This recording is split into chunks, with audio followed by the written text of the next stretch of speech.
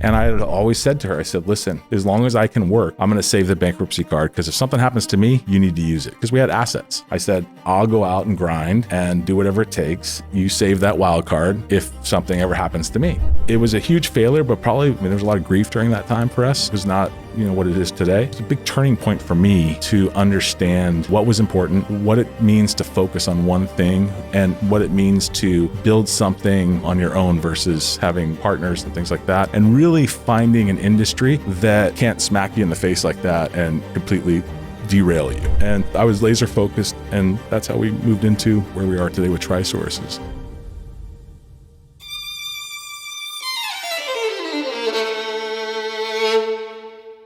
In today's social media obsessed world, we all see the successes, the world record breaking, and the achievements of the people we look up to. But what we don't see is what goes on behind the scene. Hosted by power couple Dean and Alana Stott, this show is dedicated to asking difficult questions while discovering the support systems and people behind those we love and respect in media, business, athletics, and high-performance culture. Dean and Alana believe that through honest communication, teamwork, and mutual respect, that anything is possible.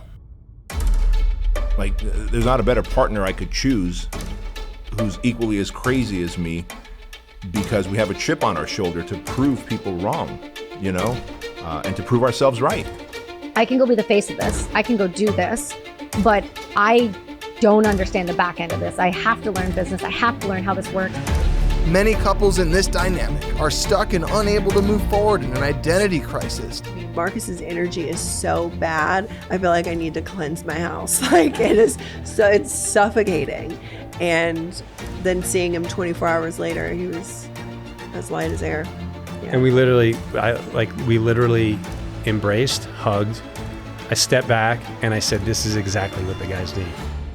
When we can look behind the scene and learn from each other, we can finally move forward and transform into our fullest potential. So Matt, Wendy, firstly, thank you for joining us on Behind the Scene.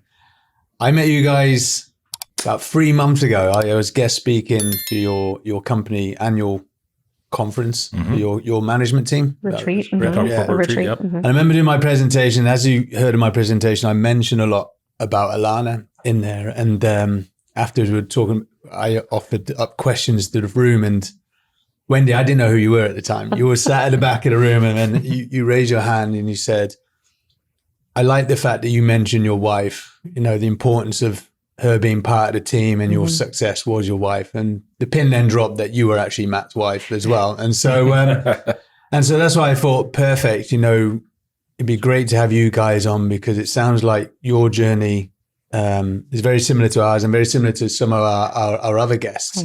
Doesn't matter what background, you're only successful as your support team. And it sounds like your story is very different as well. So we're pleased to have you on, and we'd love to know more about you both and share your story. Thank Absolutely. you. Thanks for having us on. Yeah, thank you very much. Excited about it.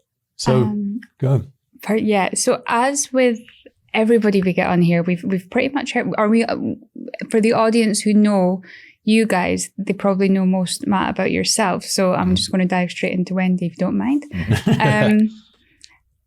Can you tell me how you grew up, where you grew up, and what brought you to meeting your husband? Sure. I was born in Nicaragua, and I came here right after turning 4 because the war was going on in Nicaragua. And so most of my mom's family, my mom's side of the family, came and immigrated to the California to get away from the war with the intent of going back to Nicaragua.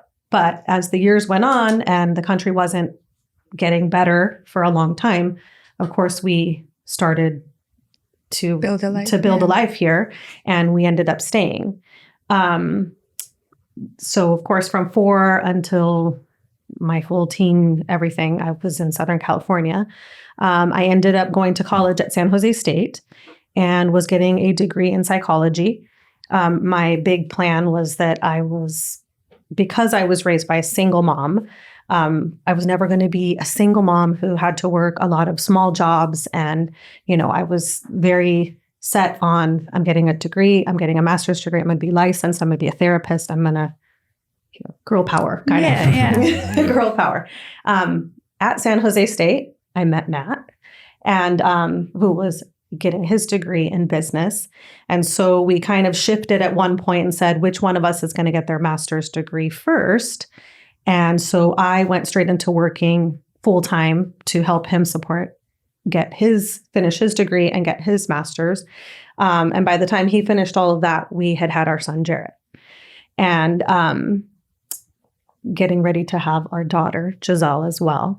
And so he said, okay, it's your turn, because now I've got my master's, and do you want to go back? But by then I had been staying home with the two kids and decided, okay, well, let's put a pause on that, and I'll just finish raising the kids first and then see where that takes us. So that's kind of in a nutshell how you got to how there. I got. Yes. So your mom was on her own when you came across? My mom was on her own with two girls. Well, actually, you came with your grandma first. I first came with my grandmother. Yes. My mom stayed behind with my sister. It's hard to get out of the country. And you guys, it's similar to what extraction it's at that time. It's tough at that time. Mm-hmm. And that would have been 1979. 79. So obviously, like we've only just moved to this country, and we can see what's going on in the border situation just now. Was things like that happening back then? Was it, were you treated with hostility when you got here? No. If I was, I wouldn't remember. Okay. I was 4 years old. And some of my relatives were already here. Some of my aunts and uncles had married Americans, and they had come here and they had started building their lives. So we came and we stayed with family. I came over with my grandma, and I lived here for a full year with just my grandma and an aunt and uncle. And my mom stayed at the war, and she had basically signed away her parental rights and said, take one, because only one can go at this time. And, we'll sign and say, you're in charge of her, to my grandmother. And my grandma said, sure, I'll take one. If we can save one, let's go. Wow. And it was a full year later, exactly to the month, July of July of 1980, my mom came over with my sister, who's younger, and really didn't remember she had a sister because she was only one. So I remember, this is like, when you say you don't have a lot of memories of childhood, but you have little snippets, And I remember my sister coming, and I was so excited to see my mom, who I hadn't seen in a year. And, this is the time before FaceTime and you don't see your 1979, you don't see, if you leave the country, you don't see a person for a year. But I was so excited to see her, and my sister kept pushing me and saying, she's my mom, not your mom. Not your mom. But she came over alone, and she busted her ass to my mom was very set on, we will come to this country and take refuge, but we won't take anything else. She had, and she's still that way. Okay. She is very set on making her own way. You come here and you accept the help, but you don't take anything from them. So she worked 3 jobs. She was going to night school learning English, because she arrived and she didn't even know what hi meant when she got here. So she was going to night school to take English classes to learn the language. And she was working at a place called Pick and Save for a while. It's like Big Lots, Kmart, Target kind of thing, but even less, smaller. She worked at Kmart. And then eventually, when she learned English, she started learning a banking school. You go to banking school. So she was a bank teller for a long time. But that was her background. Mm-hmm. So she constantly would say to my sister and I, you get your degree, you don't get trapped in this life. This is, I obviously I wouldn't change it for the world because I have you guys, but this is tough. Mm-hmm. I don't want this for you. So you get your degree, you go to college, you don't ask anybody for anything in return. You just are here and you be grateful and you make an impact and do what you're going to do. And how hard was that then to, because from what we've seen, it's super expensive to go to university and things here. How did you manage that situation? I got lucky in 2 ways, to be honest. My dad, who stayed in Nicaragua, came into my life when I was closer to 12, 13. He was involved in the war. And so there was a weird time where there was a gap between us communicating. But then he came back. And so when it came time for college, he said, I want to help you pay for college. You know, he's still in Nicaragua to this day. But he said, I want to help you pay. On top of that, we were able to get some financial aid through the government. Okay. And so between the two things, I was able to make it work. I worked during summer. I worked during winter. My final year, I worked the full time for the county of Santa Clara. I worked for a children's shelter. So we were like the stopping grounds for if a child gets pulled out of their home because of any kind of abuse, any kind of drug bust, anything bad that happens in a child's home and there's children involved, the children get taken and they get taken into a County shelter. A shelter. Yeah. And then, so that's where I worked for a little over a year through college. Wow. Yeah. So your work ethic probably came from your mother then? Absolutely. And the drive. Absolutely. And you mentioned your father's back in Nicaragua. Who else stayed in Nicaragua? Because there's only part of the family that came here. Who remained in Nicaragua? Pretty much my entire mom's side of the family came to Nicaragua, and my entire dad's side of the family stayed, and they are still mostly there. Okay. Yeah. And I know that we'll go on to that shortly. That's why you have a business still in Nicaragua or started in Nicaragua. Yes. But you met at college? Yes. And at what stage did you decide that you're going to hold on your degree and you're going to push forward? Who made that decision, or was it a mutual decision? It was I had finished my bachelor's before he finished his bachelor's. Okay. And so at that point, I was like, you've got to finish your bachelor's before we can't just stay in school because we need to make money. You know, we need to support each other. Now we're in our 20s and somebody's got to make a decision. So I thought, you finish your bachelor's and then I'll work. And when you're done, I'll go back to master's and you work. Yeah. But by the time he finished bachelor's, he was like, I'm in it. Let me just power through. Are we good with that? And I thought, yeah, just keep going. It's hard to be in the mindset of school and then get out of the mindset of school and go back into the mindset of school. Yeah. So I thought, you're already in the mindset, just continue on. Yeah. And things change as well in life. Yes, you know, absolutely. The evolutions. At the time you thought, I'll go back into school, but you know, you have children, you blink, 5 years pass, and then you have different divisions, different paths. So, but that's a huge sacrifice. And did you ever go back and finish that, or I is have it something not. you regret? I have not. I do not regret it. No? I do not regret it. I have been home with Jarrett and Giselle for 19 years now. 19 years. And I wouldn't trade it for anything. Yeah. I really wouldn't have traded the time for anything. I got very, very much involved in the PTA once the kids both went to school, because it was at the point that our daughter started kindergarten that we sat down again and had a second conversation of, okay, they're both going to be in school full time. Where do we go from here? Do I jump back into school, get some kind of credential licensing, something to go back to work, or, you know, what do you think? And he literally said, look, I don't want to help you with laundry. I'm just going to be honest right now. I don't want to go to Costco on the weekends. Yeah. If I never set foot in a Target again, I'm going to be just fine. I love the arrangement we have going. You know, he was traveling a lot for work. You know, he was traveling to Nicaragua a lot. And he said, if the kids are sick and something, I can't jump in and help you. You know, right now, that's your main focus, and I'm okay with it. If you're okay with it, I'm okay with it. We'll just continue on, and you just be like superstar mom, basically. Yeah. And I thought, okay, these are all things I love. I love working with kids. So I literally jumped in headfirst into the PTA and ended up being the president and the vice president and running some of our biggest fundraisers that we had. Yeah. And I went, and we're in the middle of Teacher Appreciation Week at the high school. And I was there Friday and they're still calling me. So I don't regret it at all. Well, I think too, the important thing is that it was a mutual decision. It wasn't, it wasn't me saying, you stay home, I'm going to do this. We looked at it more on a kind of a 30,000 foot perspective and said, because she did work in her industry for, a couple of years. And when we looked at the economics behind it and daycare and what it cost, the take home from her side was like a wash. It was, we were paying for her to go to work, so I said, let me, see what I can go forge ahead and create.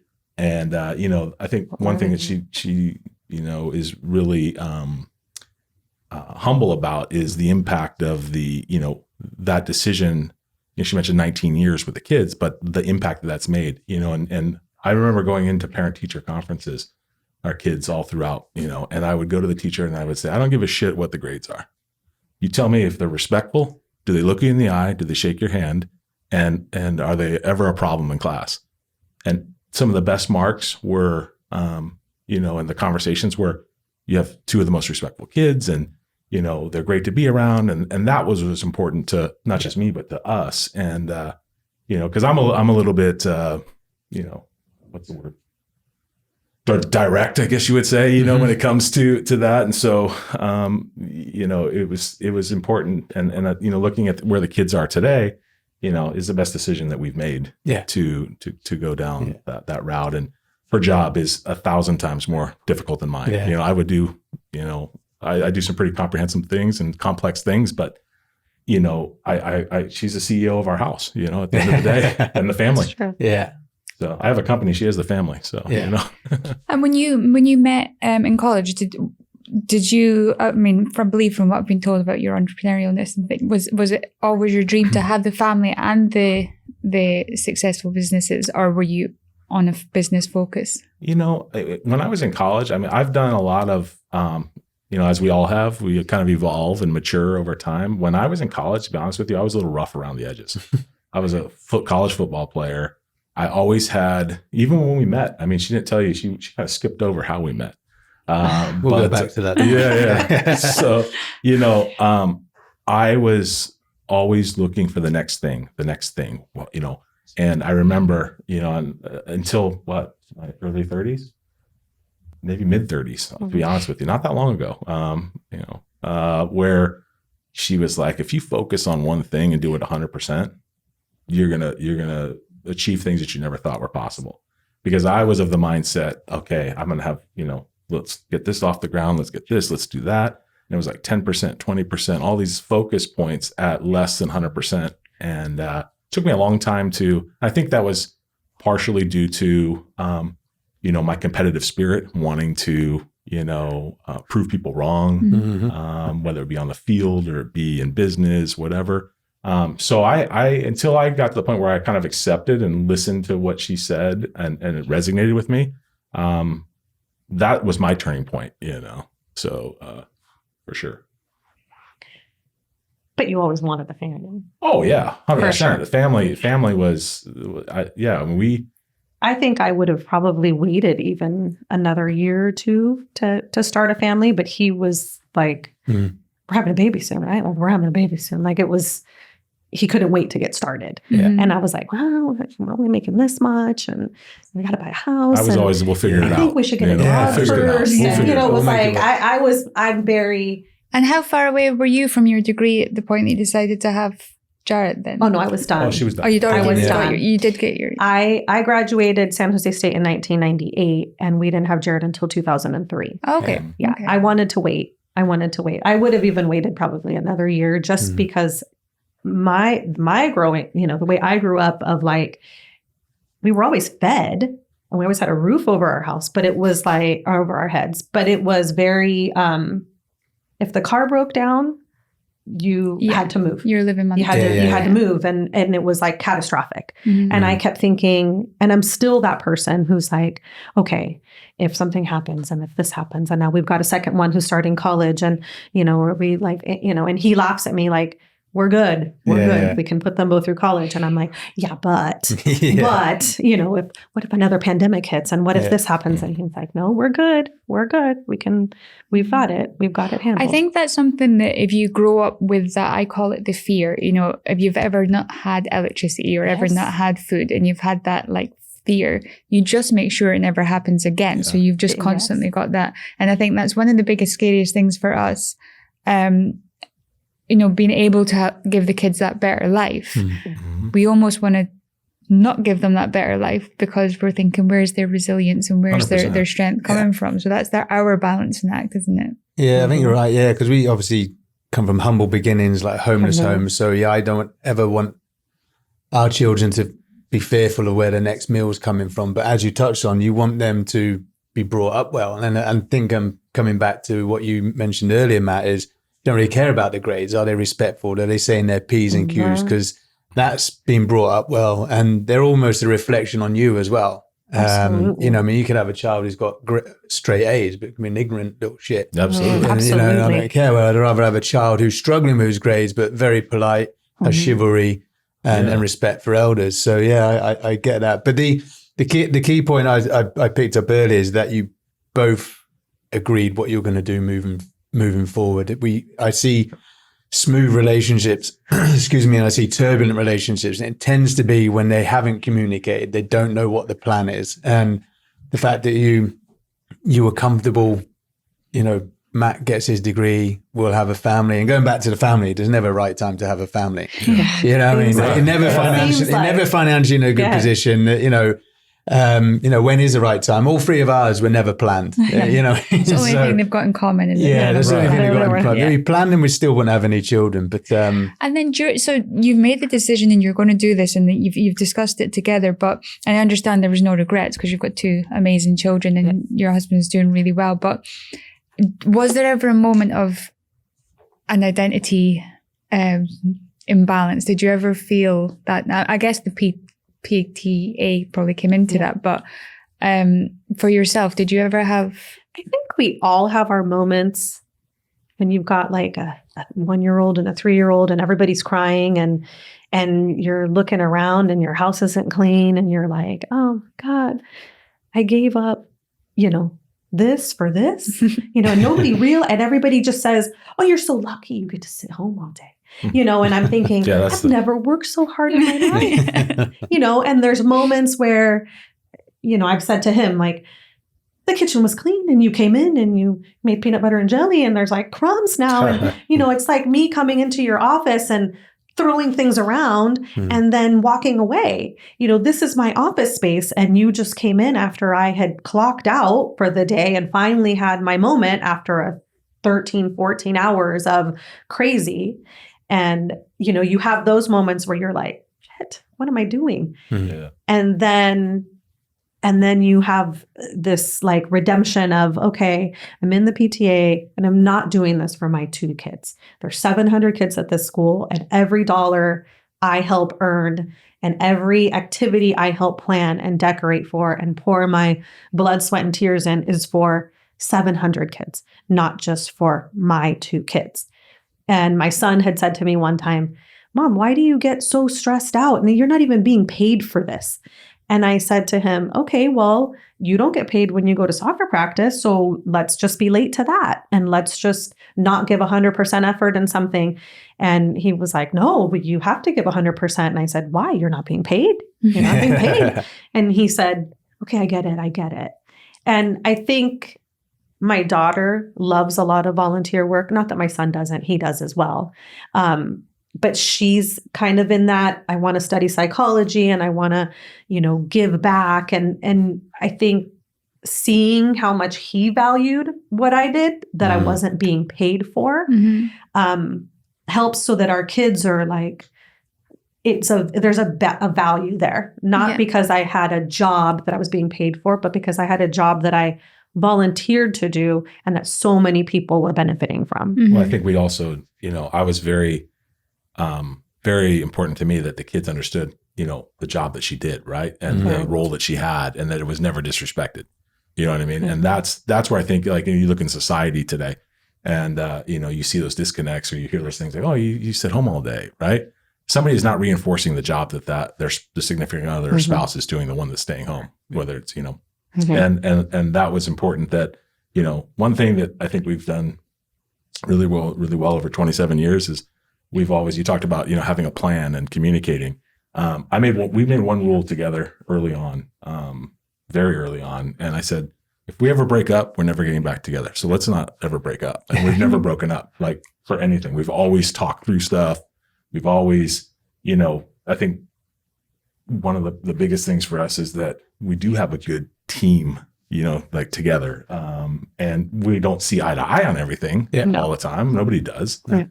But we, there was a rule I remember growing, I think many people know about, but don't go to bed angry, Yeah. We kind of live that, right? Or try to the best we can. And so, compared to other relationships that, we see or are involved or around, it's, I think there is a uniqueness to that in terms of, being able to communicate and be able to. There's never been a time when he's ever said, well, I'm the one bringing home the money, so I'm making decisions, Never rub your nose It was in it. never, And I feel like it's slightly a little bit unique in the way that I think even the way that society's trying to portray it at the minute as to what a masculine man is and what a proper woman is in these kind of relationships, because that is so important if you're having this type of relationship that you are able to communicate and respect, but it's almost the kind of alpha male that people are trying to portray right now, or saying that I'm making the money, so you have to behave in this certain type of way. But actually, all this other work that's going on that isn't being spoken about, it almost gives that kind of, I guess, that immaturity of what people think this is. Well, he's always said, there's no way I could go out of town and leave the kids behind if I didn't think for a second that they were fine and covered, that you had it handled. You can't, who's going to watch your kids? You just can't. And so therefore, what are you building if I'm not holding it down at home? And so it's a very 50-50 mentality of there would be no you without me, and there would be no me without you, because as much as I want to stay home and raise my kids and have this great relationship and be able to volunteer, if he wasn't putting a roof over our heads, then that would go out the window as well. And I would have to figure it out some other way. And when we were early on, you were, when I was playing football and going to school and stuff, she was covering me. You know what I mean? Like, and trust me, the money was a lot different back then than it is today. So, she was, when she was working at the county and the shelter and stuff like that, that hourly wage was, taking care of us. So, it's just, like I said, I think it goes back to team. It goes back to aligning on what's best for Team Reeser, so to speak, you know what I mean, as the family grows, and just communicating that and living it, and not, like I said, the rubbing the nose in and the, using something in an argument that you bring, that's bullshit in my mind. I wouldn't be able to make money if it wasn't for Alana being there. And vice versa, when Alana goes away, makes money, she can't go away on that business trip or doing that presentation unless I was there. So it's a team effort. So it's one thing I don't like hearing, so, you can't do it without me, or it's my money, and that. Because you take away 50% of that team, you're not going to make money. Right. And so, that's, and you obviously went into, a question I've got actually is, you talked about degrees, and some of your mother said it's important to have a degree. For me, I don't have a degree. Alana doesn't have a degree, and we've been very successful. I joined the army. A lot of my friends went to university, got a degree, and actually never did anything with it. So in hindsight, would you say, in hindsight, with your business now, Matt, which is in business, did your degree help? Do you think you could have done it without your degree? So my perspective's changed over the years, being an entrepreneur and starting something from scratch. I think that it goes back to what we were taught in generations, right? Generations that we came out of versus, the millennials and the next generation thereafter. It was it was something that was really high regard, right? Like it was respected, and you got a college degree, and I was the first one in the family, for example, to get that, and I believe you were as well. But so the prestige behind having a degree back in that generation was a little bit more. Taking it present day, today it's a box check, right? A degree is a box check for certain roles or positions that are advertised. But you'll see things in business. You'll hear people like Elon Musk, and you'll hear people that, a lot of these tech companies where, Zuckerberg, for example, didn't complete the degree, and those are very extreme situations of success. But I today, if asked that question, I think it comes down to hustle, heart, and passion. And really, now, you need to know what to be able to do. You can't just rub two sticks together and think you're going to build an empire, right? Sure. So you have to, I think that there's still very much a need to master your craft, whatever it is. You're parlaying off of years and years of experience in military, right? Course, yeah. So that was your study period, Yeah. I'm parlaying off of years of business related lessons and things like that, and then trial and error in real life, in practice. So it all, I think, is important, but at the end of the day, we talk to our kids, we obviously, the college experience is, yes, it's about getting a degree, but it's also about developing from 18 to 22. These are real critical years in your life, and understanding how to not just go to class, but, how to build your routines when your parents aren't there, right? Do you get up for class at 8 a.m., right? When it's time to go on a Tuesday when your parents aren't there, or do you sleep in? Yeah. And so giving them that baton pass to create some independence, that's where I think university and a degree is also important, is the life skills side, along with the academics too. Yeah. It's not going to hurt you. Yeah, the discipline. Yeah, because I think we touched on, we come from a generation where it was almost expected you need to go get a degree, or it's frowned upon, or you felt like you underachieved if you didn't go to a degree. I felt that. I think if you use it for the right reasons, I think a lot of people love school, love the enjoyment, want to go on to the campus lifestyle, and that's not going to really, for me personally, I never went to university. My life didn't afford it, I guess, but I have probably been learning since it was possible to learn, and I never stopped. So it didn't matter if I started working at 11, and as soon as I could do like what we called an MVQ within the job, I would do extra work, do extra courses, anything. So there was never, I'm still studying right now because my brain has to always be doing that little bit of extra. But I think the discipline that it gives you, I've got an exam due, I need to get that done. It doesn't matter that I've just had a baby, I've got 2 other kids, I've got 3 other businesses, I've got a book coming out.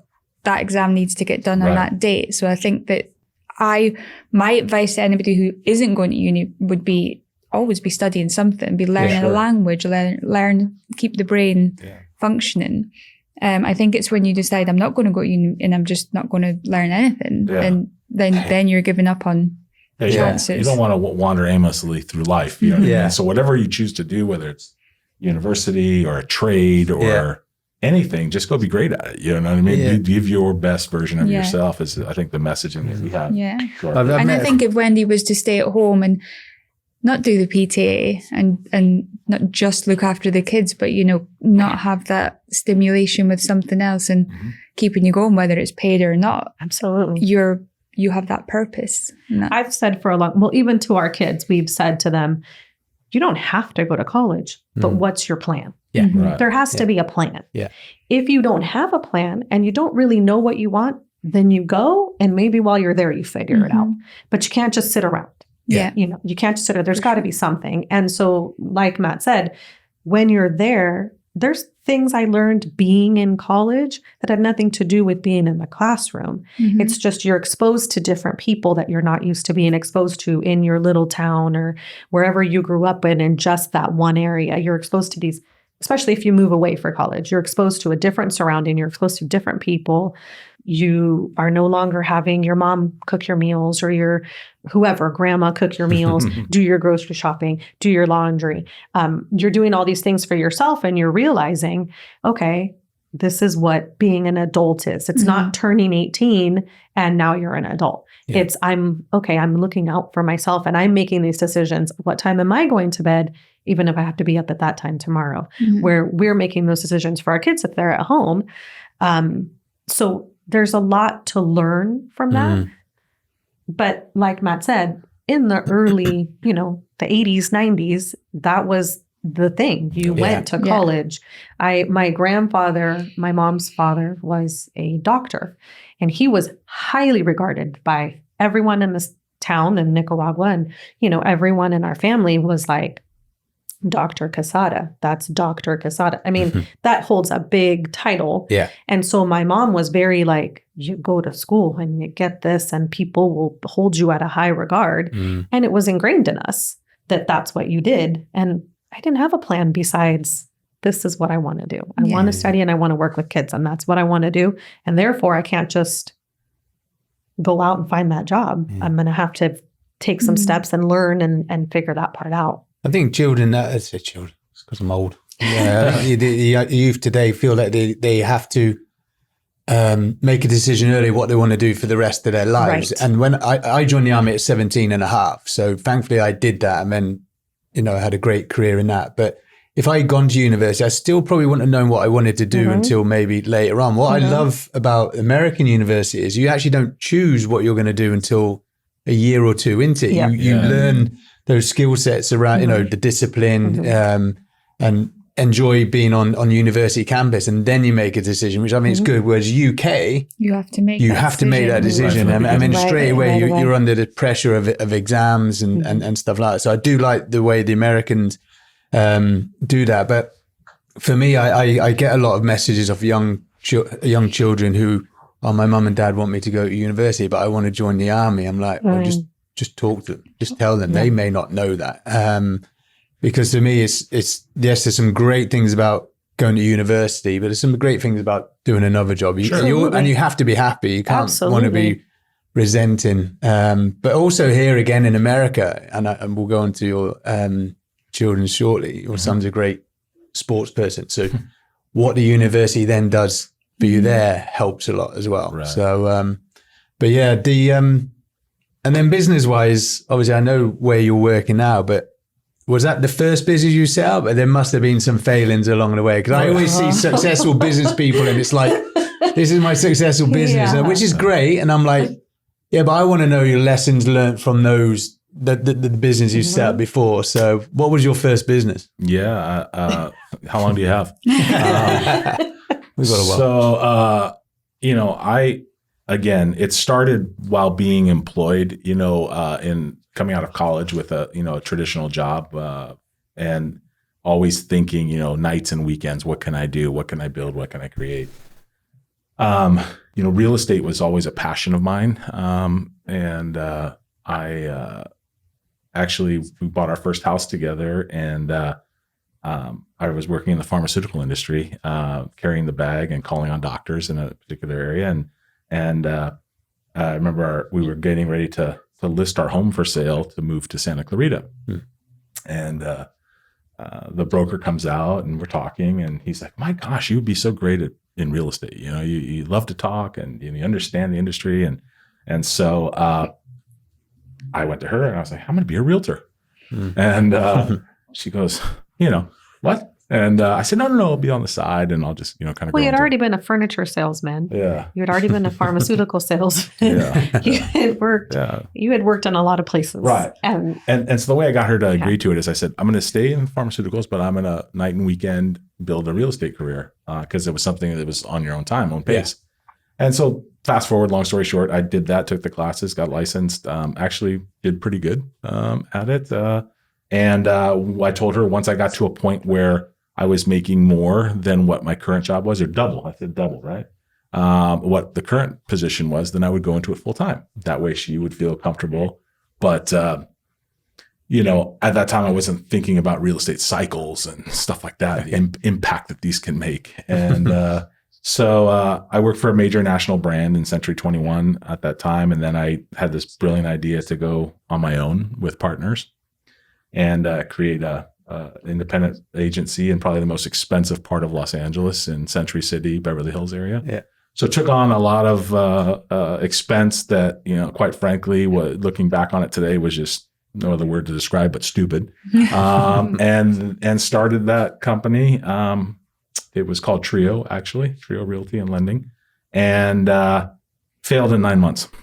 Fell right on its face. I don't know if you remember 2007 when the market collapsed and short sales and foreclosures, and we were just, talk about getting ahead of your skis. We were miles in front of our skis. And so I think, the partners that I had at the time, they, wanted to, they just kind of abandoned ship, and, may in hindsight have been the smartest play. I thought, I have to take on the world, and I'm going to save this company. And so I attempted to do that. And the only way to be able to do that was to take on the amount of debt that we incurred, a little over, at the time, was a little over $1 million, which was a lot. A lot. And I said, "Don't worry, babe. I'm gonna take care of this." So I took on like 5 jobs. Like, I was running all over the place. Had a health scare at the time as a result. I got a blood clot from traveling, driving 12 hours. So after what was it, 6 years? I think it took 6 or 7 years. I paid ourselves back from that investment. And well, I'm saying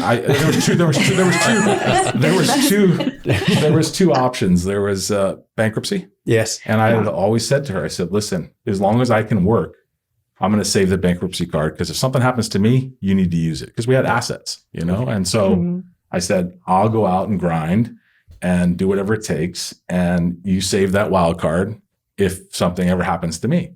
And that's why I did it for her and the family. And so I did that, and it was a huge failure, but probably, and there was a lot of grief during that time for us. It was not, what it is today. But it was a big turning point for me to understand, what was important, what it means to focus on one thing, and what it means to build something, on your own versus having, partners and things like that, and really finding an industry that can't smack you in the face like that and completely derail you. Yeah. And I was laser focused, and that's how we moved into where we are today with TriSource. I found an industry that does have a recession-proof label to it. Yeah. So that's. And for me, what is TriSource? So TriSource International, we're a outsourcing firm. We do business process outsourcing. So companies all over the world will hire companies like TriSource to do things like back office tasks, sales, customer service. So if you ever contact, a customer service number, you're reaching a contact center that's typically somebody like us that's answering those phones for you. Okay. So a lot of companies for, anybody you can think of, from Fortune 50, Fortune 100, all the way to small and medium-sized businesses, have a need for outsourcing, because labor markets constrict or wages get too high domestically here to hire, so they need to be able to go offshore. We're focused in nearshore in Mexico and Central America because of language capability and cost. But there's a lot in Philippines, India, other parts of Eastern Europe where these fulfillment centers operate. So, and who's the brainchild of TriSource? Is it something you obviously there's sales in there, and you mentioned furniture sales, pharma sales, realtor sales. So there was obviously a sales background, but where was the brainchild? And you started, if I remember rightly, in Nicaragua. And Yes. why did you decide to start in Nicaragua and not the US? Well, it was really important. And I took my first trip down in 2000 to Central America, to Nicaragua.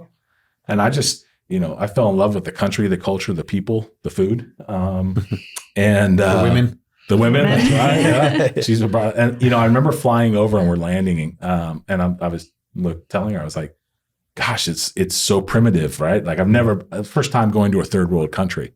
And as I'm navigating through the trip, I'm just seeing things for the first time that I've never seen. You have seen this with your experience, all over the world. But for me, it was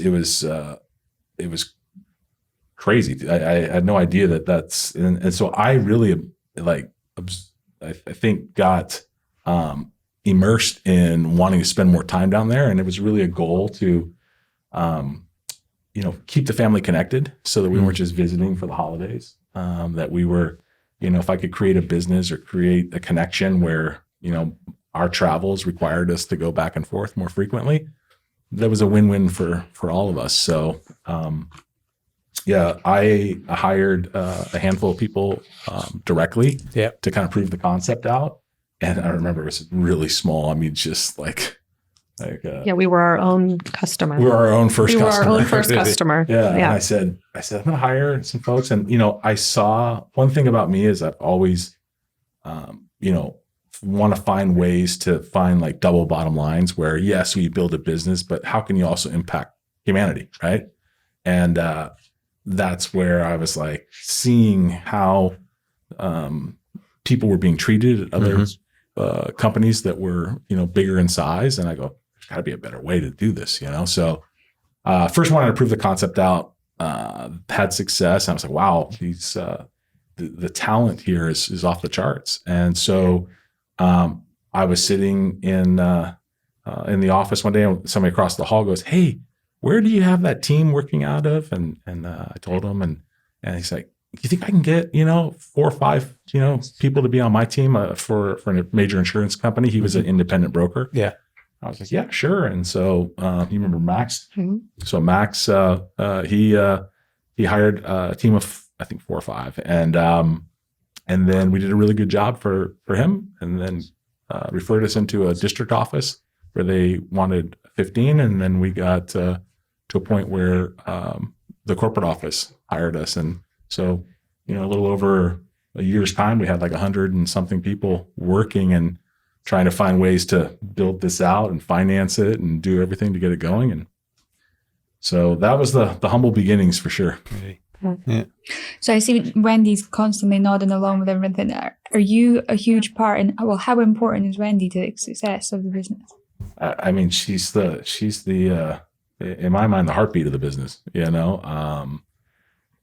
am the one that does, and the team directly every day. Right. But, her impact on the business, we call her the first lady of TriSource. That's her name. That's right. Yeah. And, obviously there's novelty behind it, but, the reality is that, her personality and her demeanor is very calming, very neutral, very objective. And I think TriSource has 2 CEOs at times, because, obviously the way that we communicate and her involvement, she'll hear me talk about things and she'll hear things because, one thing in building TriSource is I was really focused on finding people that I know and trust in the senior leadership team, right? So you'll find family and friends that are involved in the business at a very high level within TriSource. And so, knowing that dynamic, there are times where she'll hear something. I go,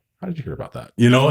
But her opinions, I'll give a different lens for me to look at things and understand things. And then my opinions as well are another lens for her to maybe clarify or, counter something she may have heard or seen or, and we just try to put it all together for the right outcomes. A great soundboard. It's almost like a mini boardroom at home, isn't it? Away from the senior execs and directors. For sure. Yeah. A neutral. I think what I used to say with Dean with his, especially when it came to the Libya and Somalia, the Yemens, that type of work, because Dean was so amazing, and you probably see it as a CEO, there's a lot of ass kissing goes on, and there's a lot of yes men around them.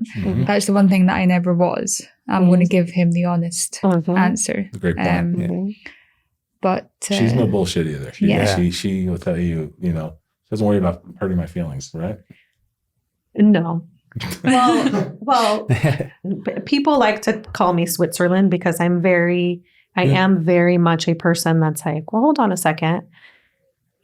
Did you hear when she said this? And this was her feeling and this is her perspective, and then I can say, but when he said this, I can see this perspective. He just didn't really communicate it the way that everybody's hearing something different, even Yes. though you're all saying the same thing, but you're communicating in a different way.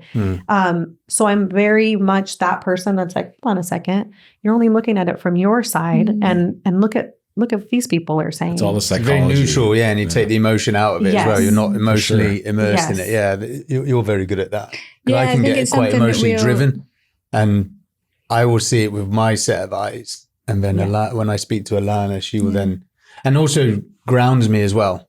Brings me back to ground as well, which I think is great about husband-wife relationships, business. I think we work quite well because we are the extrovert, the introvert, the listen 25, speak 75 opposite. But it was interesting what you were saying there. There was a specific time that a good friend of ours, in particular Dean's, he'd asked Dean a question once, and it was a question that he wasn't able to ask anybody else because of the family he was born into. I won't mention any names, but he had an option at the time of going Apache or Lynx, which is the different helicopters he got to choose to fly. And he'd spoke to Dean about it, and I was stood just listening to the conversation, and they were having this full conversation, and Dean was chatting. And when we left the conversation, I said, Dean, he was asking your advice. He just didn't know how to ask properly. And Dean was like, was he? And then he went back to him, and he was like, yeah, kind of was. So Dean gave him the advice, which he eventually went on to do. But that he wasn't hearing what I was hearing, even though the guy wasn't saying it. I was hearing what the guy was trying to say. So I firmly agree with that sometimes when you're in the conversation, you're not hearing everything that's actually really going on. Yeah.